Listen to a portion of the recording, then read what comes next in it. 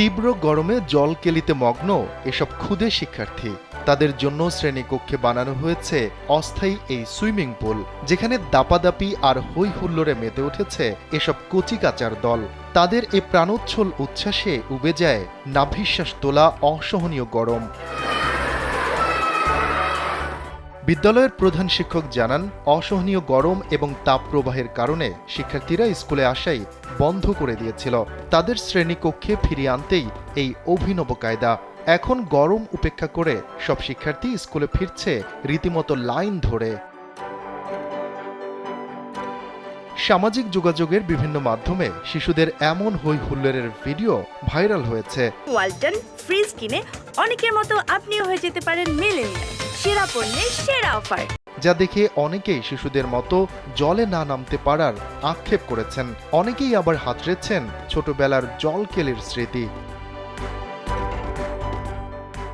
জানা যায়, ভিডিওটি ভারতের একটি প্রাথমিক বিদ্যালয়ের। দেশটির সংবাদ মাধ্যম এনডিটিভি এ বিষয়ে একটি রিপোর্ট করেছে, যেখানে বলা হয় শিক্ষার্থীদের ধরে রাখতে শ্রেণীকক্ষে সুইমিং পুলের ব্যবস্থা করেছে উত্তরপ্রদেশ রাজ্যের কনৌজ জেলার মাসাওয়ানপুর গ্রামের একটি প্রাথমিক বিদ্যালয়। বিদ্যালয়েরই একটি কক্ষ থেকে চেয়ার, টেবিল, ব্ল্যাকবোর্ড সরিয়ে সেটিকে সুইমিং পুলে রূপান্তর করা হয়েছে। সংবাদ মাধ্যমটি জানায়, বিদ্যালয়টির প্রধান শিক্ষক একজন মজার মানুষ। তিনি বলেন, গেল কয়েকদিন ধরে তাপমাত্রা ৩৮ থেকে ৪০ ডিগ্রি সেলসিয়াসের মধ্যে ওঠানামা করছে। গরমে শিক্ষার্থীদের খুবই কষ্ট হচ্ছিল। অনেকে স্কুলে আসা বন্ধ করে দিয়েছিল। এই অবস্থায় মনে হলো, যদি স্কুলের ভেতরেই পানিতে হই হুল্লোড় করার একটা ব্যবস্থা করে দেয়া যায়, তাহলে হয়তো শিক্ষার্থীরা আবারও ফিরে আসবে। সেই অনুযায়ী একটি শ্রেণীকক্ষ খালি করে সেটিতে পানি ঢালা হয়। দেখা যায়, ধারণাটি দারুণ কাজ করেছে। যেসব শিক্ষার্থী স্কুলে আসা বন্ধ করে দিয়েছিল, তারাও ফের আসা শুরু করে। এই প্রধান শিক্ষক আরও জানান, পানি এবং আইসক্রিমের মতো জিনিসের প্রতি শিশুদের আকর্ষণ সবচেয়ে বেশি। তাদের যদি এই দুটো জিনিসের কথা বলা হয়, তাহলে যে কোনো কাজেই এরা ঝাঁপিয়ে পড়ে। আর সেই অভিজ্ঞতাকে কাজে লাগিয়ে এই সুইমিং পুল বানিয়েছেন তিনি।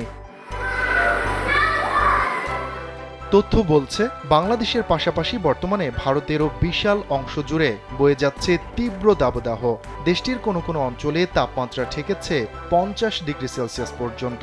এতে সবচেয়ে বেশি ঝুঁকিতে শিশু এবং বয়স্করা, কারণ শিশুদের শরীরে অতিরিক্ত তাপ গ্রহণের ক্ষমতা থাকে না, আর বয়স্কদের ক্ষেত্রে তা ক্ষয়প্রাপ্ত থাকে। ফলে গরমে এই উভয় শ্রেণীরই দরকার অতিরিক্ত সেবা যত্ন। শফিকুল ইসলাম শান্ত, কালবেলা ডেস্ক।